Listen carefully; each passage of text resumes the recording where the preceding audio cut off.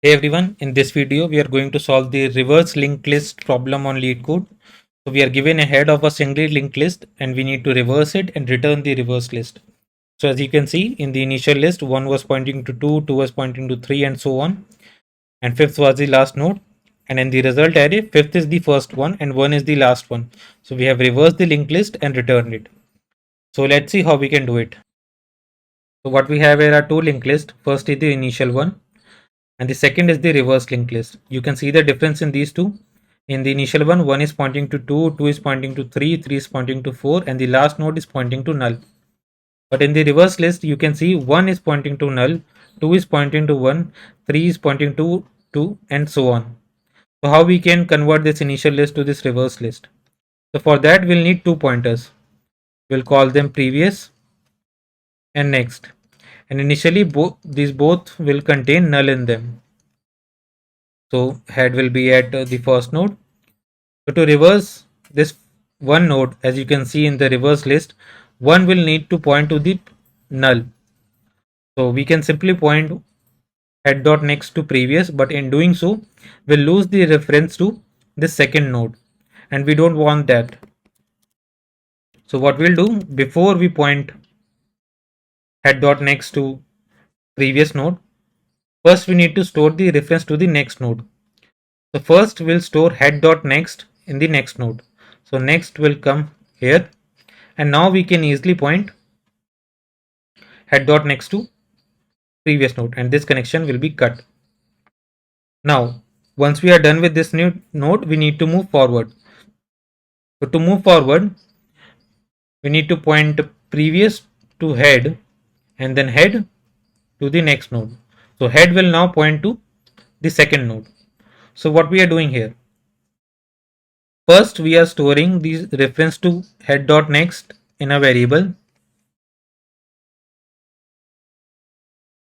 Next we are pointing head dot next to previous node, which is head dot next.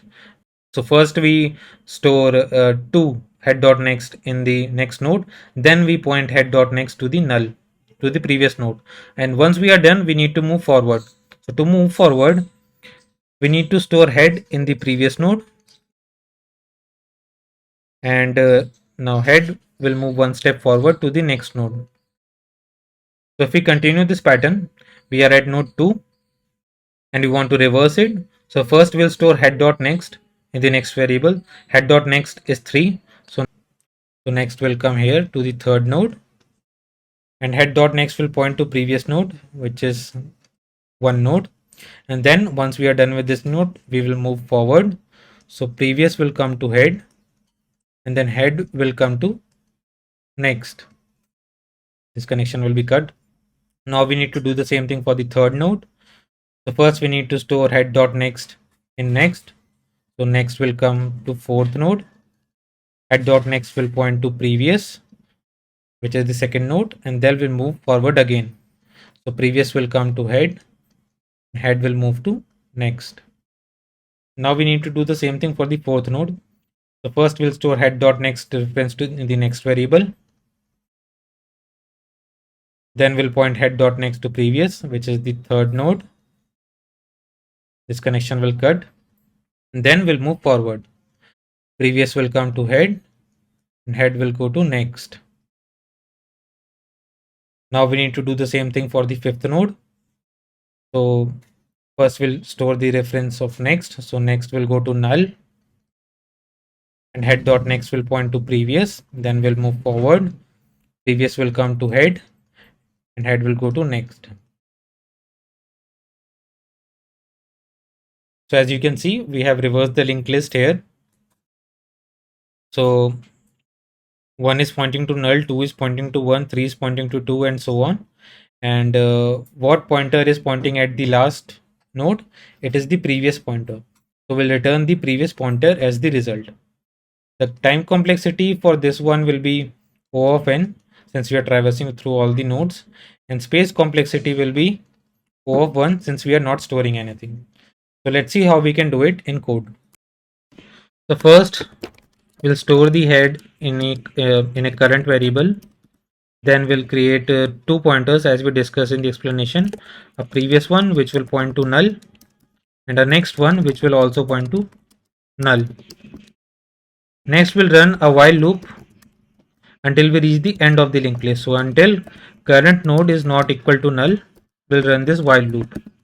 And inside this while loop, first we need to get the reference to the next node. So next will contain our current node dot next. Once it's done, we need to we need to point the next to the previous node, current dot next to the previous node. So current dot next will contain previous node. Next we need to move one step forward.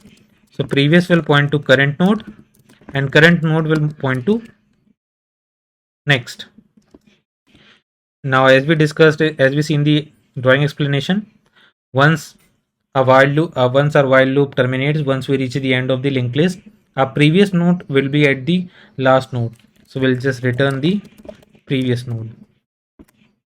Now if we run this, it's working. Let's submit it. So yeah, this is working. That was it for this video. Thank you for watching.